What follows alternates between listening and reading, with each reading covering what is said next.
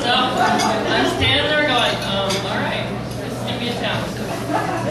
So I kept pounding her and shouting, Tammy, how about a beer? Come on.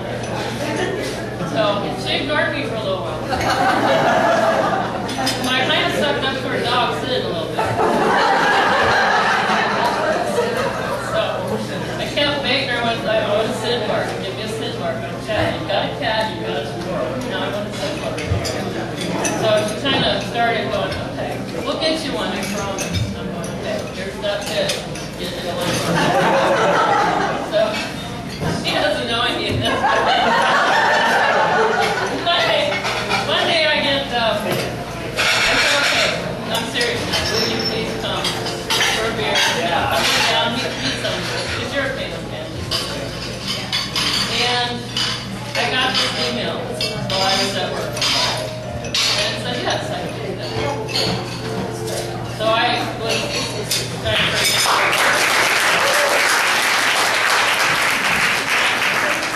I called Mia, because she's organizing most of this, and getting her, everything organized. And I said, the Monday she didn't take her phone with her outside. So I left her a message. I said, Mia, you need to be set down. I got Tammy Bruce, and then I hung up.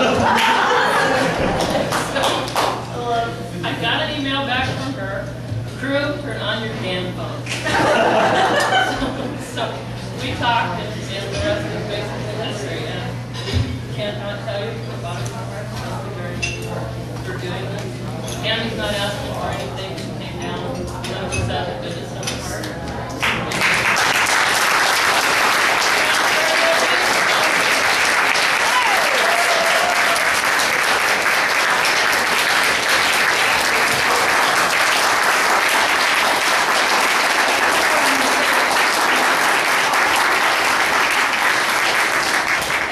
It was when you offered the beer to Sydney, is when I said, oh, yeah.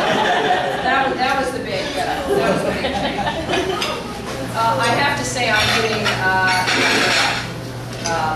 this is not something any more than I think it is for the rest of us, the rest of our city. As an organizer for a number of years, I think most of you know my background. So I do need to ask, are we recording this? We're recording this right here, just so you all know. I think I'd like us to have some question and answer.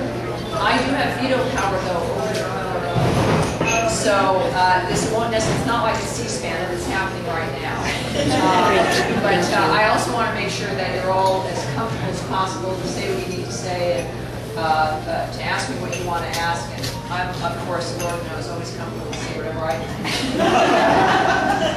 So maybe you all should probably run right now. But I'm getting a lot from this, and I think we all are.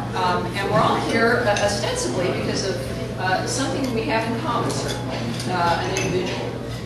And yet, what I want to speak about tonight, and I know you've already had a very big couple of days, which sounds like you were terrifically successful. I'll probably speak a little bit longer than the governor did to you.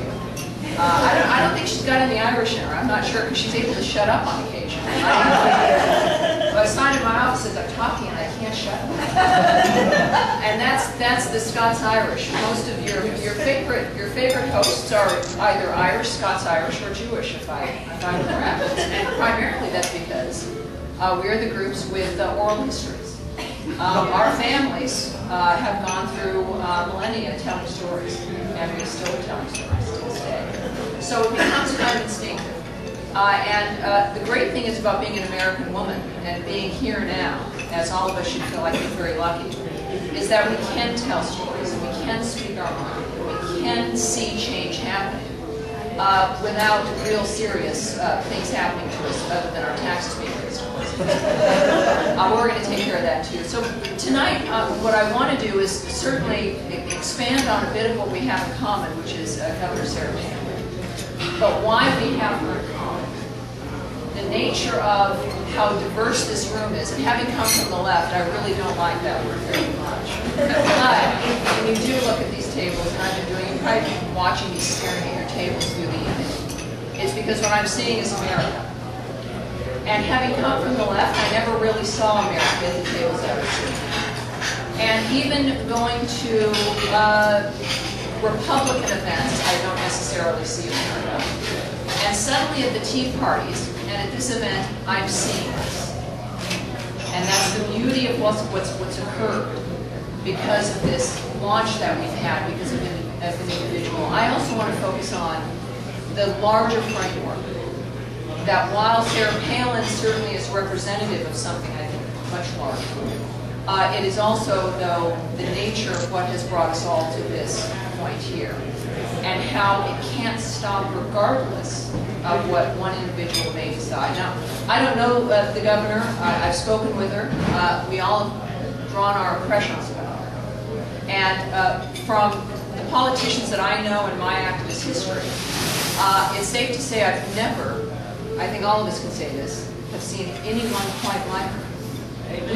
We may refer back to Reagan to some degree, but Palin is still inherently different in a much more dramatic way. Reagan, while a wonderful, classically American man, we could see him in the system. We could see him from the establishment. With Sarah Palin, it's very different, isn't it? That it's a much more American, Western, wild base of choices and of being different and of a true challenge to the establishment. Yes, Reagan was also from the West. Sure, he was an actor, but he was part of them in large degree. Sarah Palin is not in any way. And yet when she wakes up in the morning, she tries to do something. She cannot be ignored. In making an effort, of course, it's about shaping the message that she wants to bring. But what's brought us here, I think, is what she represents at this point more than anything else, which is optimism.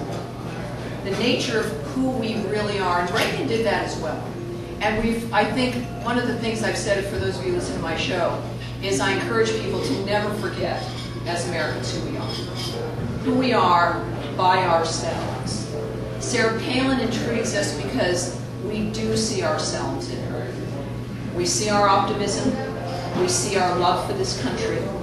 We see the problems we have, perhaps, with our families. We see the notion of trying to do it all as women, as men who care about the future in their own families. We see ourselves in this woman, but we also see the best part of ourselves in large part.